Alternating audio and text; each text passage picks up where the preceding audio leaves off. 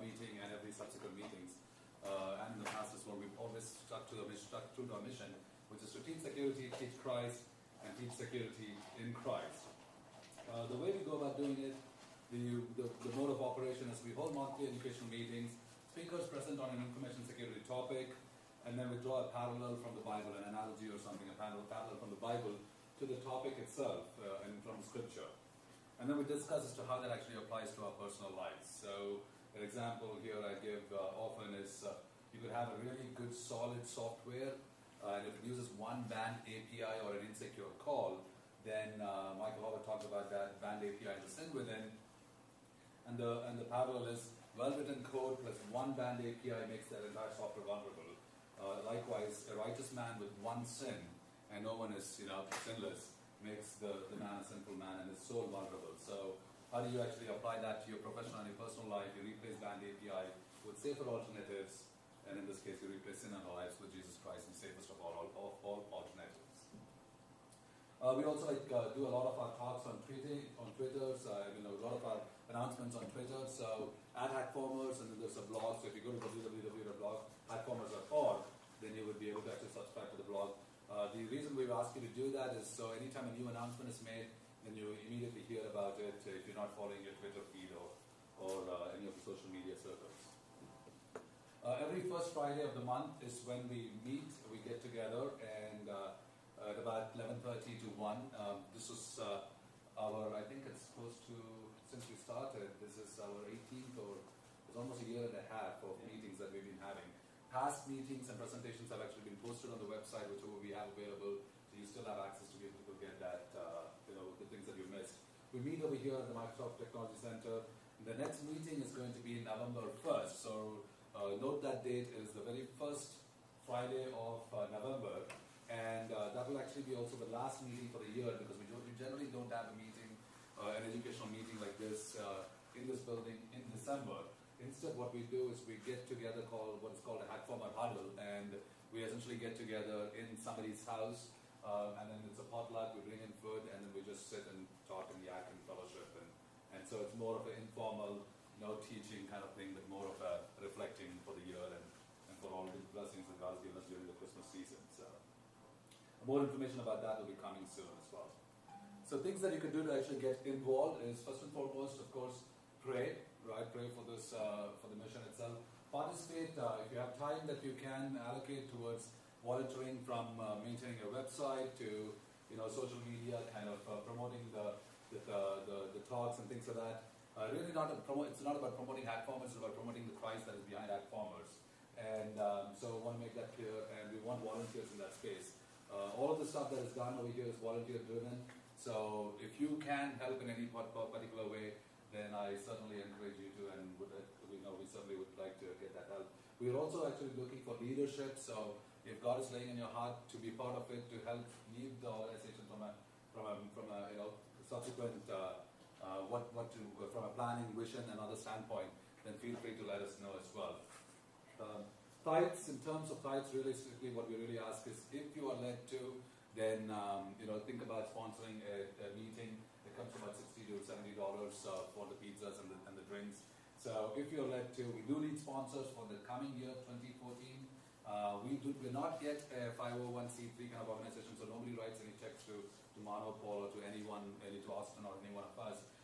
What we say is, you directly deal with the pizza or the place of your choice, and you just sponsor the food, and the food comes for the meeting. That way, there's no need for money transfer and all that stuff.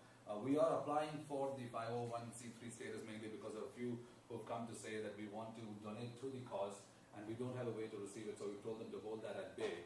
And the reason I say that is because once we have ability to receive some funds, it's not really for anything other than being able to bring good speakers from out of town and out of state, so we can get them to come and speak in our meetings as well and be able to promote that mission. So mostly it is to be able to help to scale the mission is why we even plan to do that. So I just wanted to let you guys know that. In terms of talents, if you have talents that you want to share and you want to actually participate in the meetings, feel free to let us know, and you just have to ask, and we'll certainly consider it.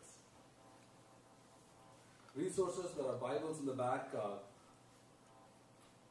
Please take one if you need one. If you don't have one, then feel free to take one. We have the website, HackFormers, for the blog. There's a LinkedIn group. It's not very active because of the bandwidth of time that most of us don't have. Those who are volunteering currently. There's a subscription via email. It's very simple for you. If you go to the HackFormers.org, then you can do that right away. There is a store, and I'll talk a little bit about the store. There are stickers. So anybody wants stickers, come and grab one. I've got stickers that just got printed out a couple of days ago. And it says HackFormers, teach security, teach Christ, teach security in Christ. And the same thing for like a long sticker and a short sticker. I want to kind of show this. I guess I should get a video on this one, right? So Matt, do you want to get this on the video? Sure. I want to show this because you can put that other sticker on top of the Apple logo. Now, I'm not saying brand violation of Apple or anything of that sort, but the way I actually look at that is mainly because it was a fruit that was forbidden, that was eaten, right? Which made man sin and fall. And unless the cross is on top of that fruit, which kind of looks pretty cool, I think. So, there's a cross that goes on top of the fruit itself, which is Christ, who is the salvation of mankind. And then it has that beacon on top, which is the light that we are to the world, reflecting the light of Christ. So it actually pretty well sets when you kind of have this, ignore all the other stuff like professionally evil, black hat, and all that. Just look at the logos over here on terms of the HackFormers logo. So feel free to grab one, take one, and use it. You can put it on your iPhones. You can put it on your laptops. I don't know, other places. I guess you can put it on your car shields and all that stuff. So feel free to take one. Business cards. Richard has been helping to get business cards set up, so Richard, thank you for that, and we should be getting some of that as well, because people have been asking us when we go to different conferences and things like that, how do we get plugged in, and we didn't have information to be able to give directly, and so we're kind of getting to formalize that a little bit. So there'll be business cards that will be coming as well, and if you want to take some, feel free to let us know how many, and we'll get those ordered for you. The HackFormers jeans, the thing that I wanted to mention is there are some like t-shirts, like the ones that I'm wearing, there are some other polos. There's one which is like for $8.50 or something. Now, none of this money comes to us at all. It's all at cost. We pay the same thing what you would pay if you were to go to the store and order it. The store itself has some swags, like this bag that I have, which I don't necessarily recommend as much because it's not as good in terms of the pockets that is needed for us when we are in IT security. But but it's still a good way to be able to show who we are because it has the logo and the mission statement itself. But this, I just ordered, asked them to put the store to have also some of the child sizes, because there are youth that parents that I ran into were interested in connecting. And so you can get it for yourself and your children as well if you're interested. Right. In terms of the appreciation of the sponsors from Microsoft and all the speakers we've had in the past, so Microsoft has been very graceful in allowing us to be able to use this facility to meet for the past year and a half, and so we're really thankful to them. With that said, let's get into the presentation itself.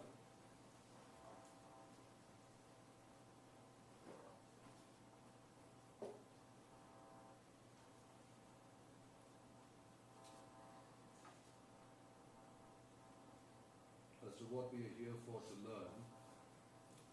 And so today's topic is Seek and Ye Shall Find, Passwords and Providence. And my name is Mano dash4rk. Who am I really? So for those of you who don't know who I am, my name is Manoranjan Paul, but it actually is abbreviated to Mano Paul, and my Twitter handle is Mano Paul.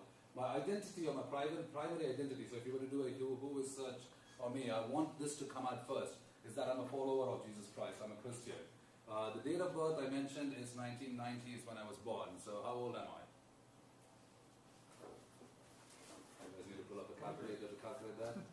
So that was when I was born again, but that's my real birth, which is 1990, September 30th. So I celebrated about 23 years of being a believer, a born-again believer, when I accepted the Lord Jesus Christ as my Savior.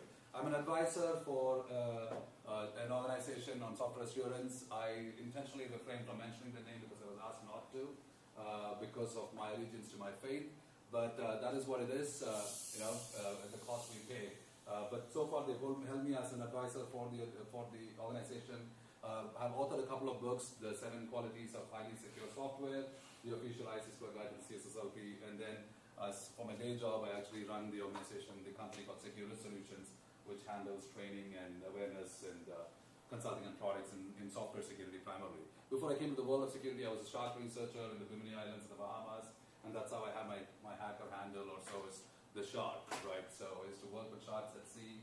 Now I have to deal with sharks on land as they come after our assets, our information assets. A couple of certifications, and then the record was created, which is I was born on March 3rd. Take a pic of which year I was born. I'm not telling you my age, so act like I'm more older than I am really. When it is going to expire is to be determined, but realistically I think it will be forever because I believe in Christ and I will live forever. And this was last updated this morning. So. All right. Now when you see this symbol, tweet. And the reason I want you to tweet is because when I was at DerbyCon, there was feedback saying that we didn't really hear much about HackFormers. And security, the world of InfoSec that we live in is very Twitter friendly. So I want to set a record. It's a personal, selfish personal challenge I'm saying. Our HackFormer meeting should come out with the maximum number of tweets on average than any other meeting that happens. So in order for you to be able to tweet, use the hashtag #HackFormers or @HackFormers. And whenever you see that symbol, it's a possible thing that you could tweet. So tweet as much as you can. Today's agenda realistically is to talk about the mission, teach security, teach Christ, teach security in Christ. But what is this topic about really? So seek and you shall find is what the topic really said. And you shall find passwords, which is the teach security part. You'll find Christ, which is the Providence part or the teach Christ part. It is part of that Kali operating system that we started a couple of months ago. So I'm going through the Kali operating system and through the tool that we have in the tool sets with Kali itself. And so this is actually a continuation of that series. If you missed the previous one, which was penetration testing from recon to root, then the publication is already out there for you to be able to go to the website and get a copy of that presentation. But today we'll be talking about the security tools that are there in the Kali operating system, and the password attack tools are the ones that we'll focus on primarily. All right? So teach security, let's get into the password attacks itself. Seek and you will find passwords. So what is a password? We all use passwords, but what's the password? Secret. Secret? Are all secrets a password? So what is a password then? It's your first factor of authentication. It's the first factor of authentication, okay. It's a key for the lock. Yeah. It's a key for the lock, okay, to open a lock. Alright, so according to the dictionary, a password is a secret word or a phrase that must be used to gain admission to something. Alright? In other words, what we would say in InfoSec speak is that it is a credential or a claim. It is used in combination with the username, and it is used for validation of an identity, which is essentially authentication. So we authenticate by providing this claim saying that this is who I say I am, and it's going to validate that identity when it combines that with your identification information that you provide as your username. And in order for that password to gain success or admission or access, that should be a valid password, something that the system would recognize as one that is valid. So it is a credential used in combination with the username for the validation of an identity and used to gain admission or access to a system.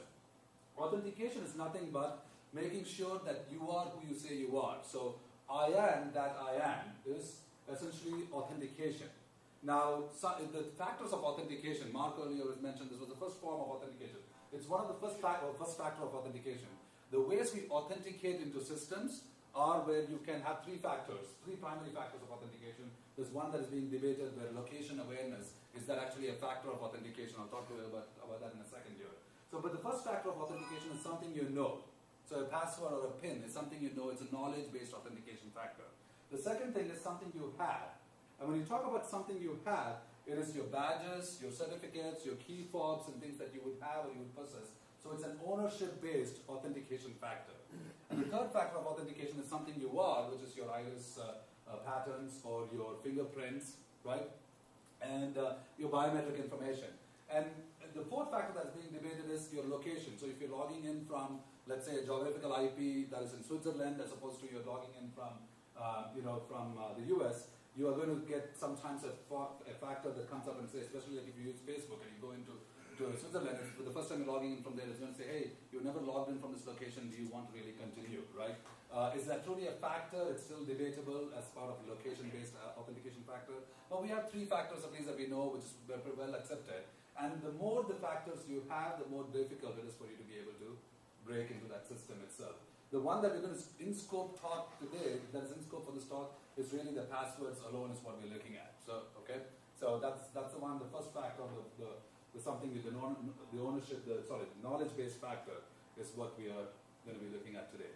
So when we look at passwords itself, we can discover passwords, and that's essentially kind of a very layman term for the word cracking. So we crack passwords, right? And when we crack passwords, we discover information about that password, or we discover that password itself. Now my little son, my 19-month-old son, is looking at me, so he took me off my train of thought as to what I was saying. So my wife is here, and my mother, who's a missionary in India, is here.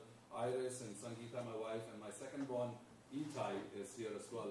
My firstborn wanted to be here, but he had to go to school. He's 7 years old, and he said, "Can I not just bunk school to go to your talk?" And it's interesting because he's the one who wrote in his second grade, in his first grade, end of year thing. And I wish I had that picture for me to show you. I have it, but I'll show it to you some other time. Is he said, "I want to become a computer spy because I like to hack someone," right? And then the teacher had to ask me as to what that was all about, right? So because he seems to be doing stuff with penetration testing stuff and all that stuff. So it's brilliant. So we can never get these children started early. So it's good. He's probably the youngest to sit in a security talk. So So cracking. Now, when I talk about cracking passwords, can that be legit? Would you ever have a legitimate reason to crack a password? What would be some of those reasons? Unfortunately, many times when you say cracking passwords, they kind of write you off as you're the bad guy. But what would be a good reason why you would need to crack a password or discover a password? You forgot it. You forgot it, okay, that's a good one. So you got to figure out what it is. There are a couple of reasons. You can actually, by knowing the password itself, you can attest the password policy. Is it meeting that password policy? Is it strong enough, right? Does it have the appropriate protection in place from a cryptographic standpoint? Is it hashed or is it encrypted? Now, what's the difference between hashing and encryption? Hashing is when the password itself goes through a mathematical function and it comes out on the other side as a calculated sum. It's a fixed size hash calc value or a digest value that we get. And it's irreversible because it's a one-way function.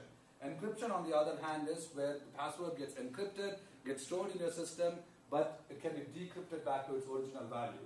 So it's always preferred that you hash the password and not encrypt the password unless you absolutely have a business requirement to do so. Now, this is a tweetable, right? So to crack for the right reasons is to be wise. To crack for the wrong reasons is being a wisecracker. Now, for those of you who are wondering as to what a wisecracker is, when you look up this thesaurus, a wisecracker is another term that is used for the word joker. But I didn't understand a couple of the other words that were mentioned over here. Like, for example, buffoon I understand, but banana, second banana, top banana, these are all words to define a wisecracker. We need to be wise because he that winneth souls is wise, according to Proverbs 11:30. We need to be crackers if there is a requirement to do so for the right reasons in terms of discovering passwords as well. Now, talking about strong passwords, we're all expected to have strong passwords. Characteristics of a strong password essentially is it needs to be of a particular length or a size, 8 characters or more. It should be alpha with numeric characters that are part of it, mixed cases, so a special symbol that you probably need to add to it. And all these are necessary for us, but the problem with having strong passwords is we also are imposed with many times the requirement to change that password, and the periodicity of change or the frequency of change sometimes makes us have to do things that are actually going to offset the protection we get by keeping strong passwords. So first question, is your password strong enough? So if you had a phrase, like say a somewhat memorable phrase for you, but it may not make sense as a sentence. Okay. So if it's long enough and it's a phrase, does that increase the strength as well as alphanumeric and upper lowercase and all that? It could. So we talk about passwords or passphrases, and it could, but it depends on, and you'll see as part of this whole thing when I get to the demo, no matter what phrase you have can still be synthesized, it can still be discovered, and so it does give you, it gives you a little bit more protection because it increases what's called the work factor of the attacker itself from trying to discover your password, and they may go after low-hanging fruit and leave you alone, right?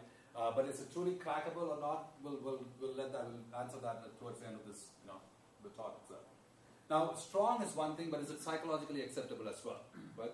So you have a strong password and you may tend to forget it, or you may have to do certain things like you make it too complex, then users try to actually seek a way to find a way around it, and so it's not a psychologically acceptable thing, and this is what you actually see as part of the behavior. Right? How many of you have seen this? Right?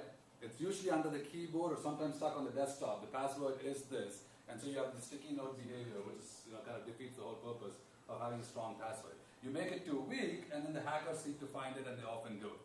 Right? So it kind of is a balance that we need to strike. So is your password strong? Is your password psychologically acceptable? Two questions to keep in mind.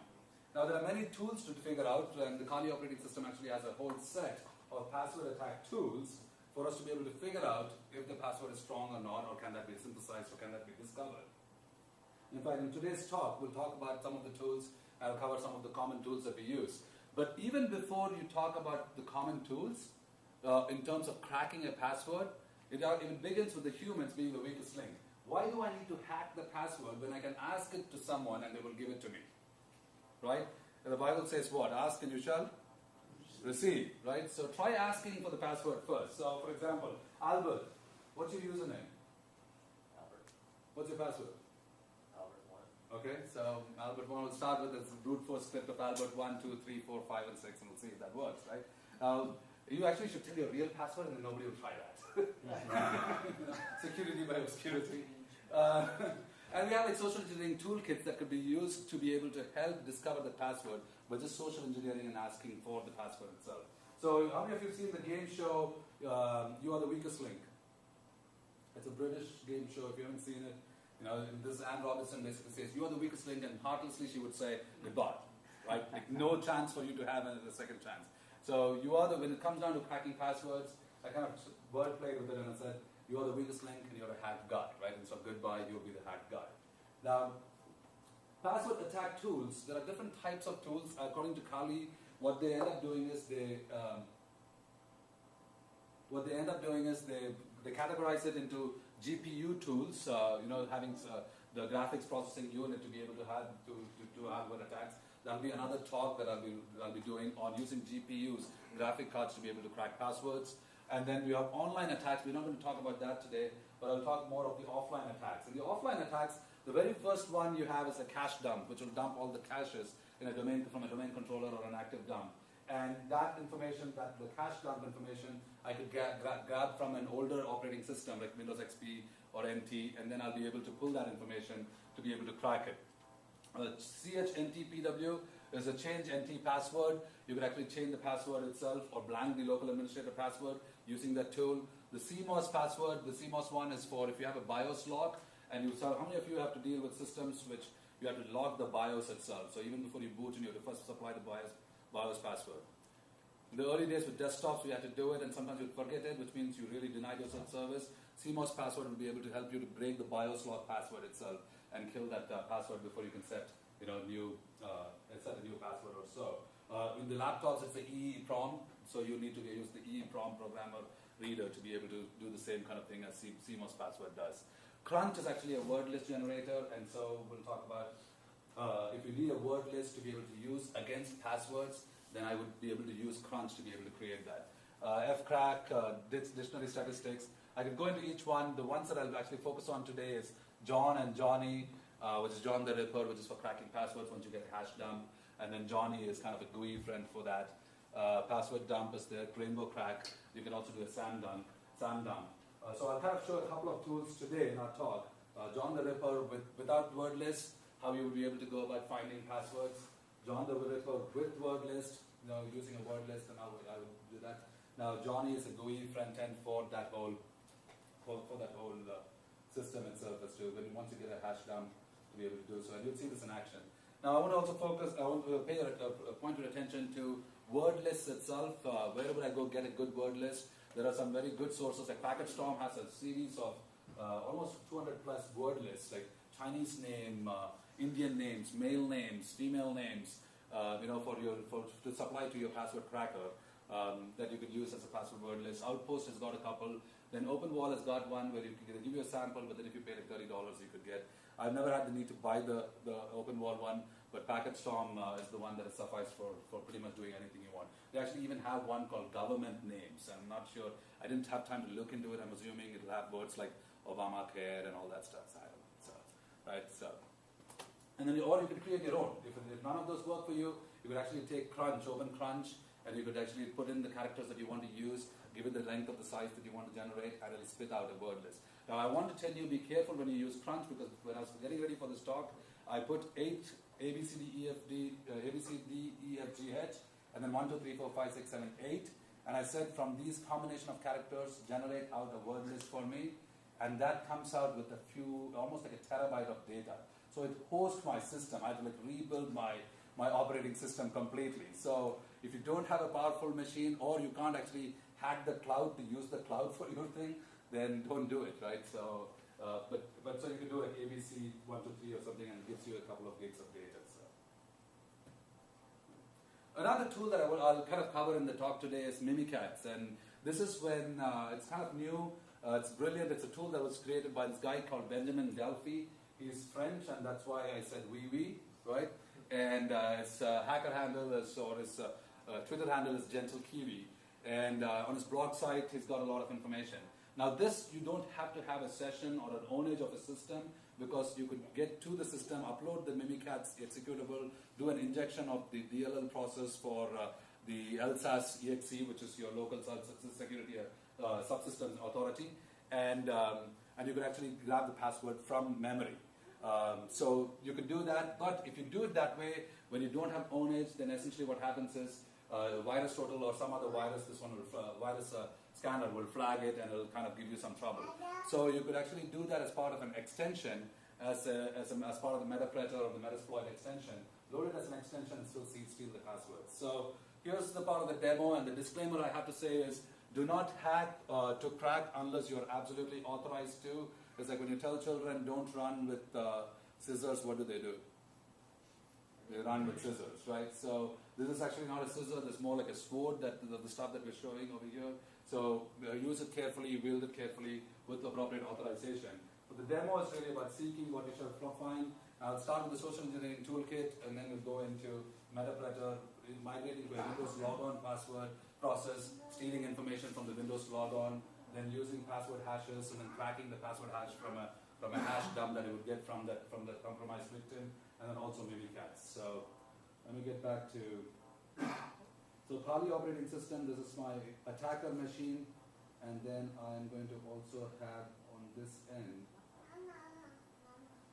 let's minimize this so we can just switch. And on this end I have a victim machine, which is my target machine. So got 2 users over here, and they're logged on, or they need not be logged on. So let us first go, and I'm going to just log in here.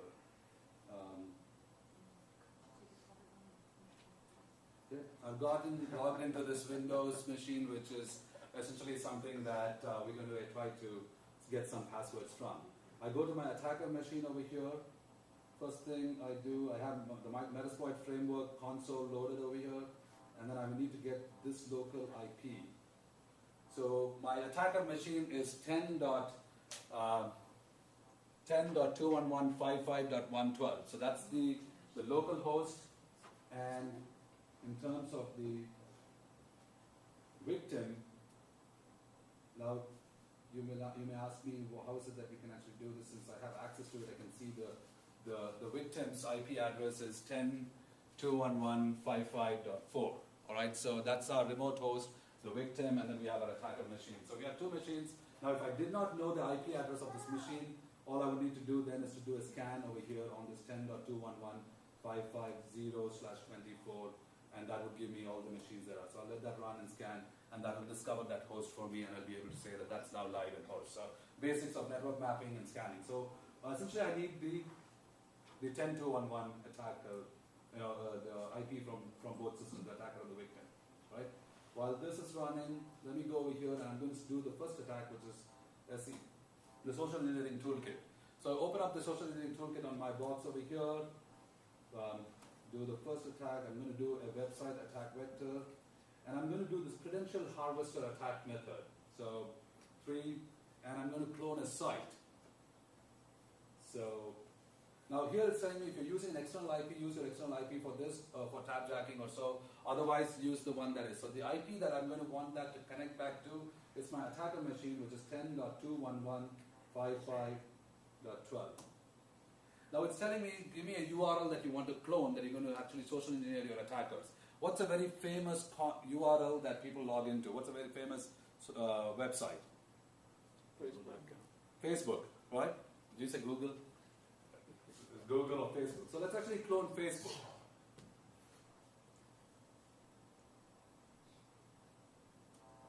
So it's saying cloning the website, Facebook, and it says information will be displayed as it arrives. Now the attacker machine is set up to be able to get this Facebook. It's cloned that website on that attacker machine to that IP address where I have that cloned website running.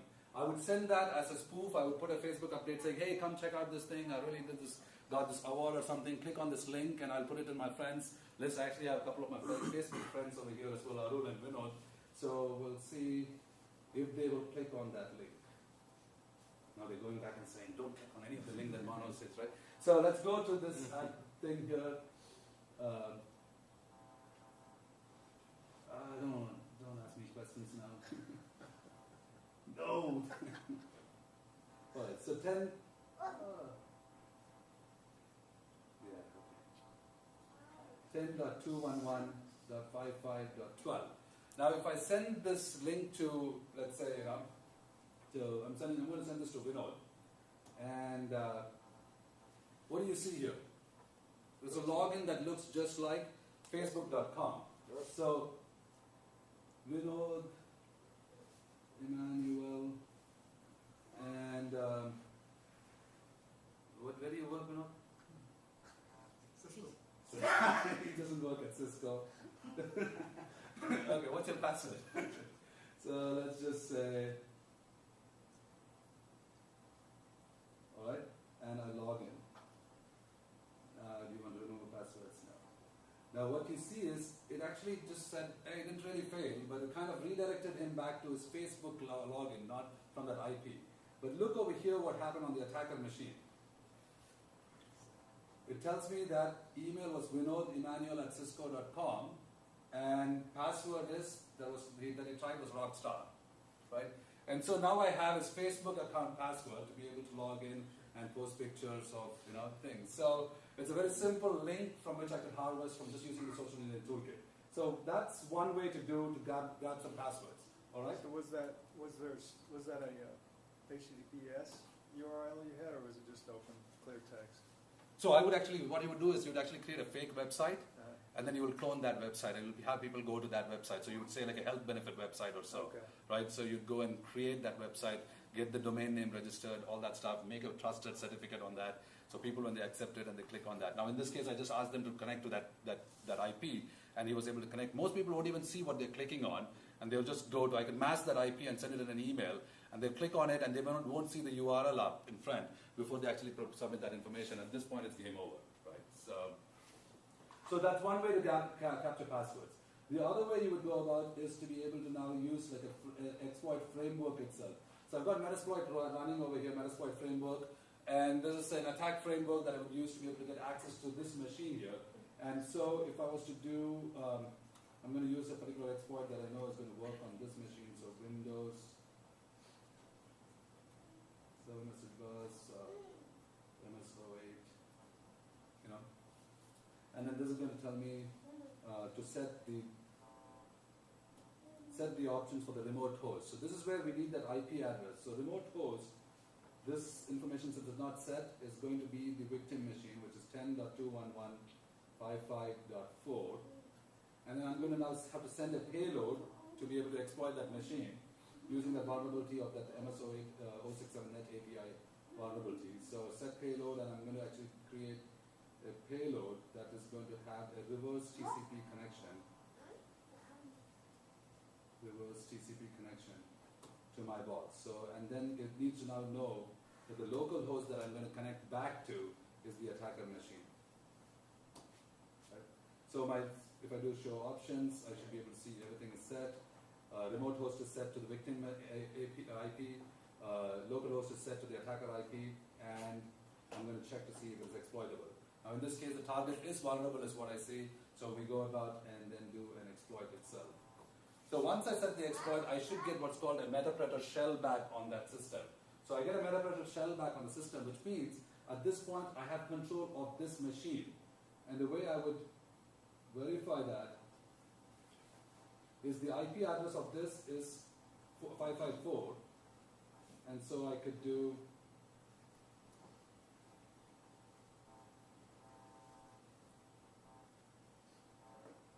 ifconfig or IP.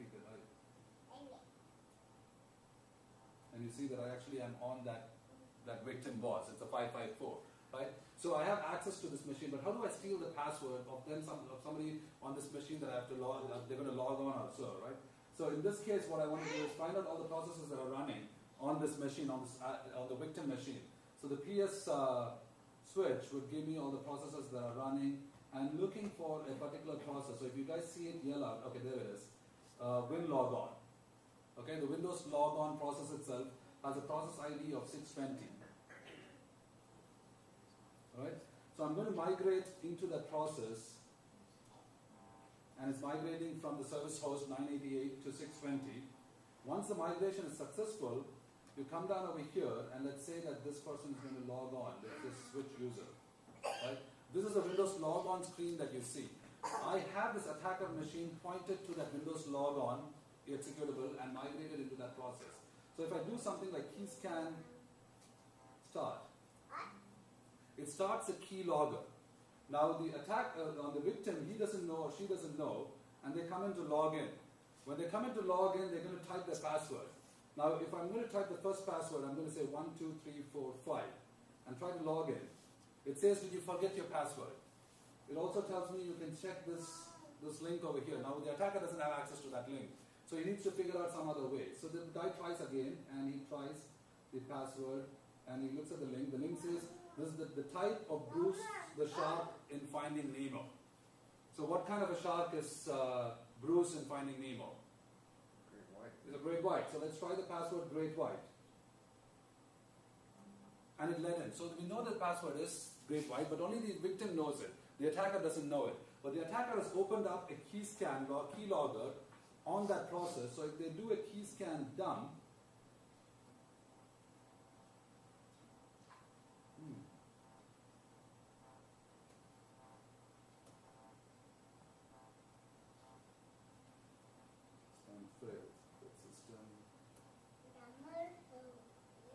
okay, migrate back to 988.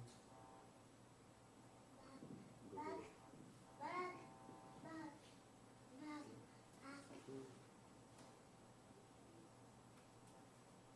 Sounds fine for bugs, Mama.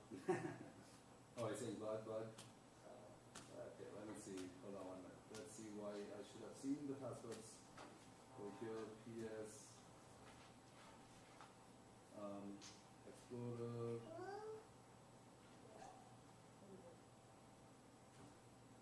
Windows logon is 620.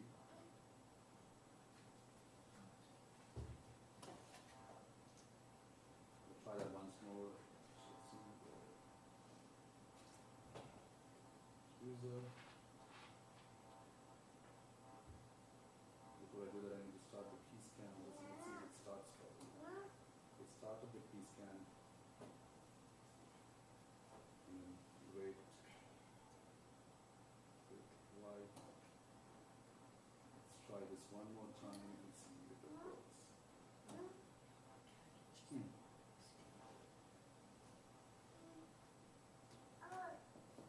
Oh, I don't know. It should actually show me that I tried this earlier and show me what the keyscan logon process was. Unless I can do one thing. I can try. But you know, we'll see if there's another way to do this. So let's see. Hash. Okay. So well, that didn't work for me, I guess. So it's I don't know what the reason is. It should essentially tell me back that the process is. It'll give me all the key scan. Everything that he typed in should be what we would be seeing. So you would have seen, 1, 2, 3, 4, 5, back, or it didn't work, and then you would have seen great white.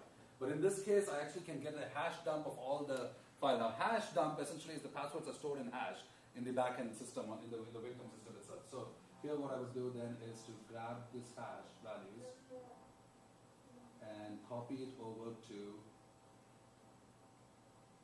some notepad and save these hash values so we can then try to crack it. So save as in my dumps folder under Kali Tools password copying dumps password hashes.txt, and I'm going to save it on that file. Now I could go to my root, navigate to that directory in my attacker box, home, the shard, Kali Tools, password cracking, and then in dumps I should be able to see that file. So we have ls-l will give me, it was 12:49 a couple of minutes ago that we had that file created. So I could then go and do a John the Ripper is a cracker that we use, and I could say John and provided the password hashes file and show passwords. And what you actually notice over here is Bruce, his password was cracked to be great white. You know, the administrator's password, what it is, and then the Rapstar's password, what it is. So all the passwords that were there in the dump, because if you just look at the dump file, you're not going to actually get anything in terms of the password itself. So, leastpad file open, and you open the password hashes. This hash value which was in there is what gets then, cracked as the password value itself. Now you also have another tool which is a GUI tool where you could do Johnny, and Johnny is a tool that you can supply a password file instead of running it in command line, and gives you a nice GUI interface to be able to crack all the hash values that you just got. So you're going to run it, and it actually cracks the password for you and tells you what the passwords are for each of those files, for each of those accounts, right? So we used different methods. We used the metapreter to be able to grab the hash value and then be able to get the password as well. So if you had just a hash value file, you can still use it to crack. The other thing I could also do is I could go back to this and let me see if I can load mimikatz. And once I load mimikatz, then if I do help, I get all the mimikatz commands as well available. So here at this point, I'm in this machine. All it does is in memory, it's going to grab the hash values of the hash values of the password itself. So I could do a wdigest, and it gets me all the information from there, and it tells me on this box called Chimera, Rapstar is an account, what that password is a lead shark, and then you have, and Rapstar is my son actually, so that's his login name, and then Bruce is another account, and the password is Great White. So there are multiple ways we could do this to be able to get the passwords and crack the passwords, and whichever one works best for you is the one that you would use in your, in your pen testing and in your authorized tracking activity. Let me go back to the presentation, and we will start wrapping this up. So the demo seek and we shall find, we kind of looked at the street security part as to what are the ways that you could actually discover passwords. The second part, which is equally important, is seek and you shall find, and this is about providence or finding God. Now, humans, I said, was the weakest link, right? So, and then according to the Bible, we were made frail from the dust. And so we are the weakest link. And the devil is constantly trying to social engineer us, right? To death.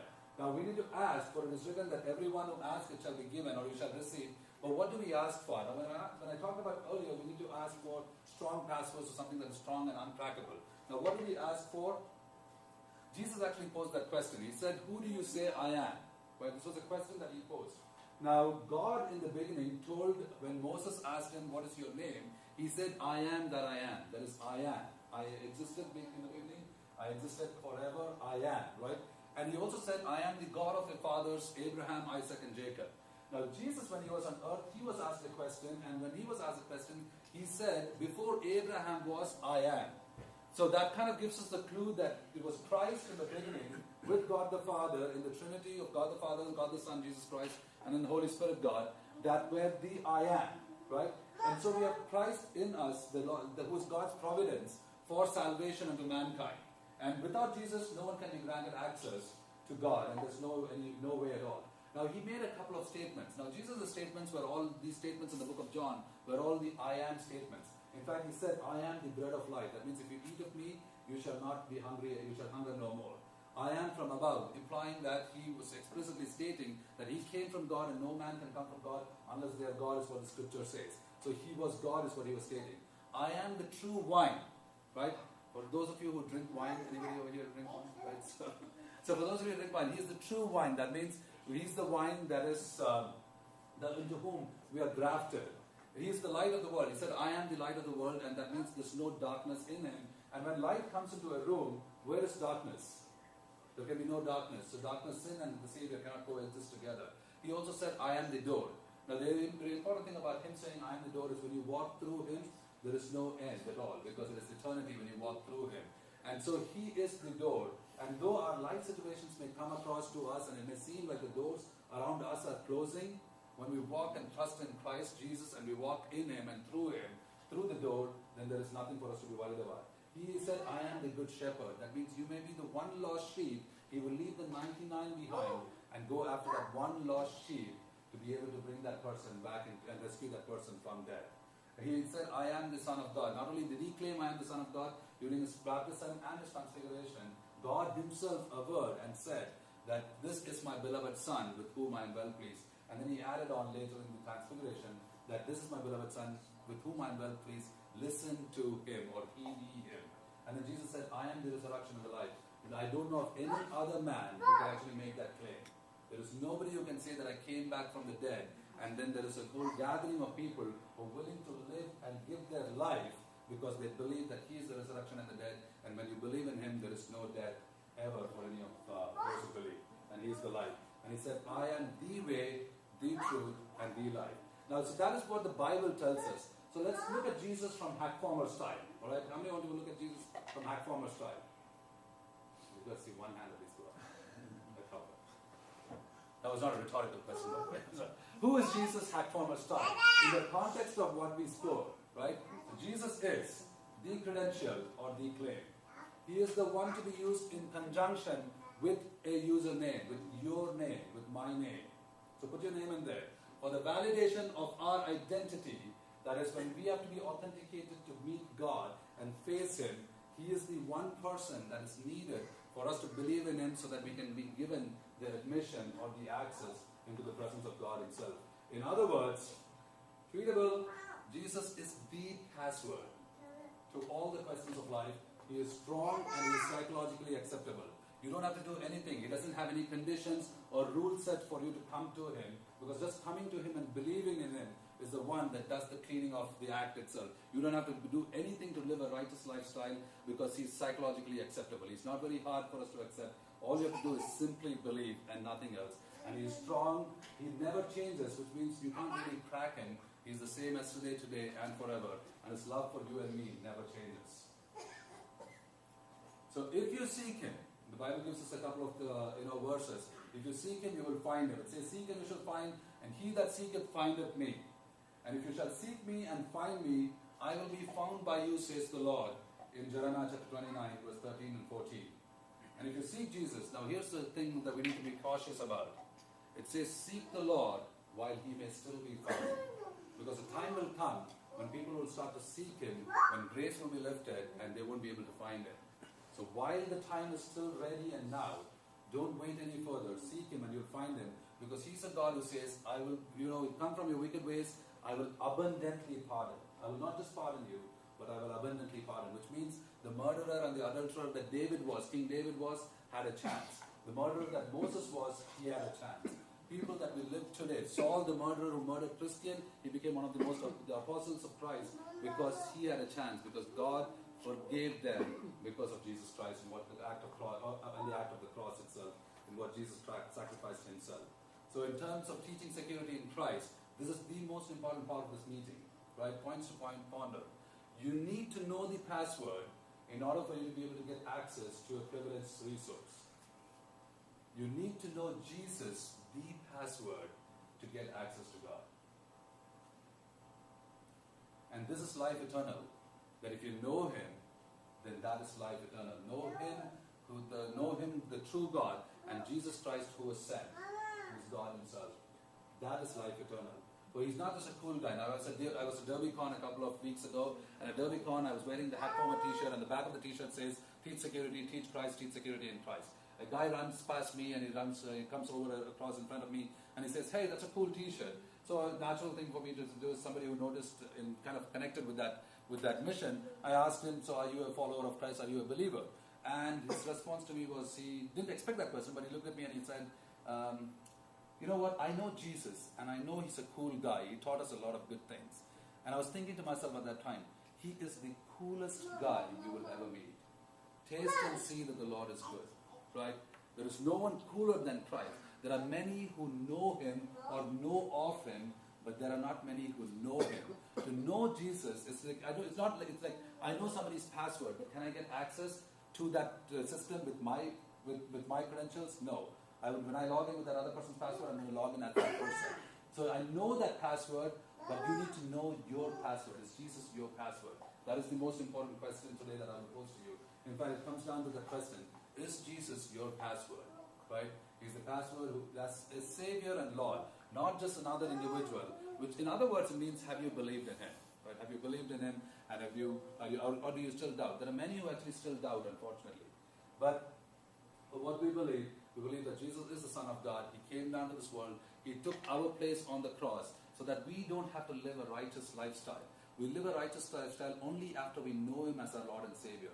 And the simple fact is that we believe in Christ by saying, Lord, I accept you because you're the Son of God and you took my place so that I can live eternally forever with you in heaven or in his presence. So is Jesus your password?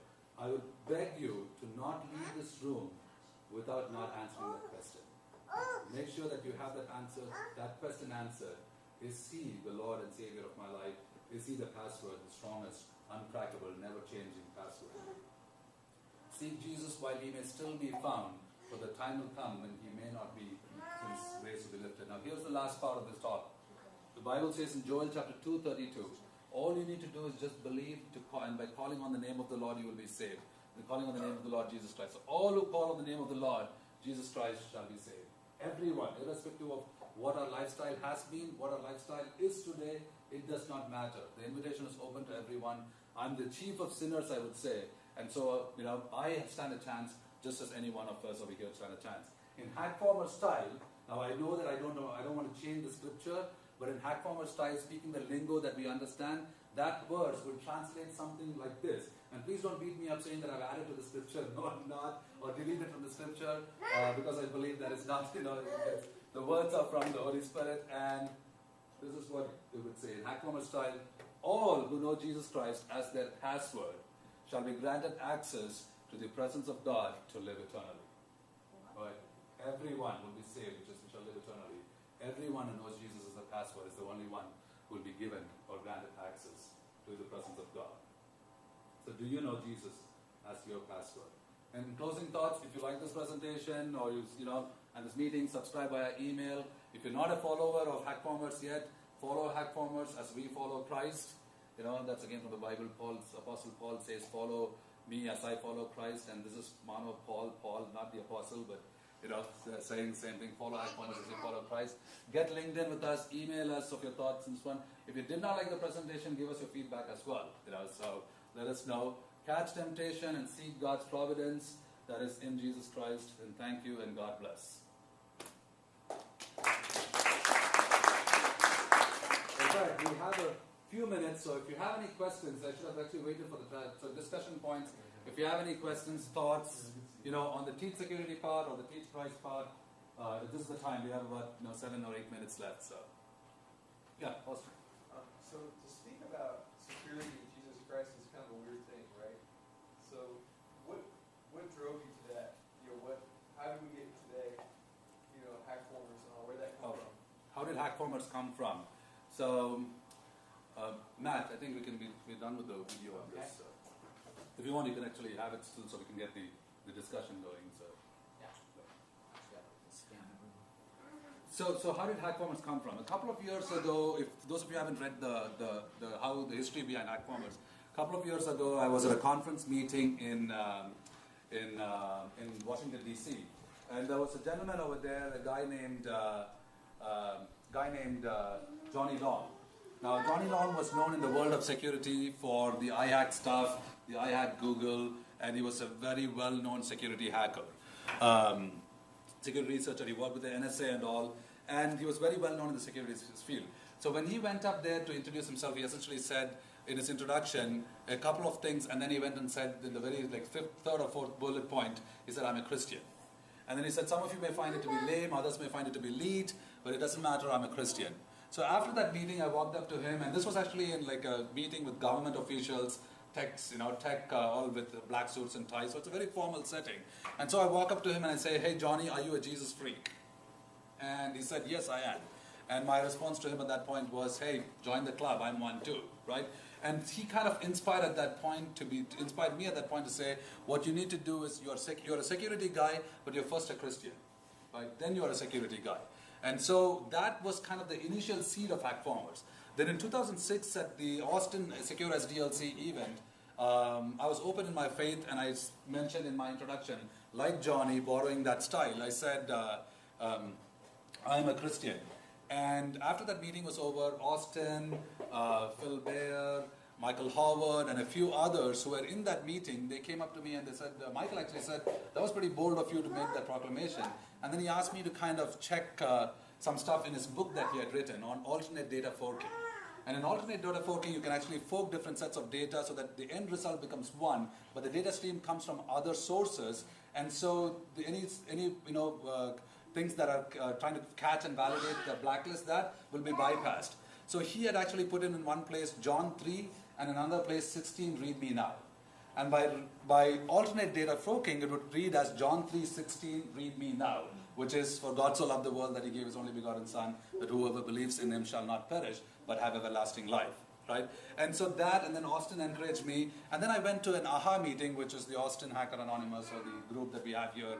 And over there I ran into another guy called Andrew, and Andrew, he and I got talking about Johnny Long, and essentially Johnny, we talked about that, and we were like, what are we doing really for the eternal mission?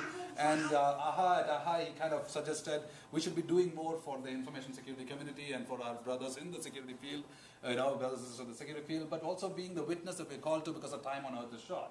And so from there, I got together, sent a note over to Austin, Michael, Phil, Brian Engel, who was the president of ISSA at that time, Andrew, and a few others. We got together. James Wickett, who is actually the co-chair of the LastCon organization, huge supporter of HackFormers, a very good believer, good friend. And all of them, we all kind of got together, and we from there ended up saying that we will meet together and see what HackFormers is about. So we met in an Olive Garden, and the food wasn't that great. It's okay. But we had a good time. We talked about how we're going to do this, or what are we going to do. Had really no idea. And then we kind of looked at everything that ISSA was doing, OWASP was doing, AHA was doing, where we had good talks, but all devoid of the Christianity aspect to it, right? Because that's not their charter. And so we said, we will be that charter over here at HackFormers in the Austin area. And we started off small, saying that, hey, this is what we will do. And so the mission then ended up actually coming very clearly, because the theme, the word HackFormer comes from Acts chapter 16, verse 6 and 7, right? 17, verse 6 and 7, where it talks about how Paul and Silas were dragged. Paul and Silas, they came looking for them, they didn't find them, and so they dragged these disciples out and they beat them up, Jason and others, right? Because they were accused of transforming the world upside down. So hackers who are transforming the world upside down, which means the fallen state of the world, which is sin, is not right side up. So we transform it back to what it is by being the witness of Christ that we are. So that's how HackFormers came about, and we're here today, and now organized. Different places are asking about doing something like this in their own communities, and so it's all about God's name and His glory, and things are moving on. So we don't do it for ourselves. Tonight I may die. Yeah, did I leave behind a legacy? But I know the password. So. Flat tire away from eternity. Yeah. I was actually a flat tire away from eternity. That's true, because I was in a flight, and this lady was sitting next to me. She was sitting next to the emergency exit, and I always choose the emergency exit because God gets more leg room and all that. And she's looking next to me, and so when they come and ask you, you have to verbally confirm, right? This lady leans over, and the flight attendant said, would you be able to operate the door in case of an emergency? And she leans over to me and she's like, do you know how to use this thing? I'm like, I don't intend to, but I know because the instructions say so. And then through the course of the flight, she's like all palpitating because there was a little bit of turbulence. Kind of elderly lady, but she shouldn't have sat in that seat. She would grab onto me at any moment, like there would be a dip in the flight or so. And I'm like, lady, what are you doing, right? And then she goes, you think we could, you think we'll land safe? And I'm like, I'm tempted to tell her, why do you think they named the airport's terminal? But I don't want to add to her trauma already. I don't want to add to the trauma. So I'm like, I guess they would, right? The pilot, we have to trust the pilot. And then the lady who's sitting next to me, she looks over and she's been hearing this conversation. And she says, the way I look at it is, it's a one-way flight to Austin or a one-way flight to home eternity, right? And I'm... It's the same thing with George Carlin. He said whenever he got to the gate and he heard the agent say, this is a non-stop flight. That's a non-stop flight. Right? So and I'm looking at the lady, I'm like, you're not helping over here in any way, but it's just it's a one stop away from eternity. So while we are on earth, we do what we do, and HackFormers is one of those missions too. So yeah, any other questions? Thank you. Yeah, thank you very much. And November 1st, we're trying to line up a speaker. In case we're not able to, then I'll probably continue the series on Kali. And so if you guys have anything specific on Kali you want me to focus on, let me know. I'll do the research and I'll do the tie-ins and necessary things that need to be done. But is this useful information from both the Teach Security and Teach Price path for you guys? Good stuff. The presentation will be put up on the website, the video. Matt, thank you so much for doing this. Matt has been helpful in volunteering to help get the videos all set up. We'll have actually, as soon as he gets all there's a YouTube channel. So if you go to youtube.com/user/hackformers, then the past videos will be posted there. And we'll link that to our website as well. So for those who can't attend the meeting in person, can still get value out of it. All right? Take time to take a sticker if you want one for your laptops, your dog collars, and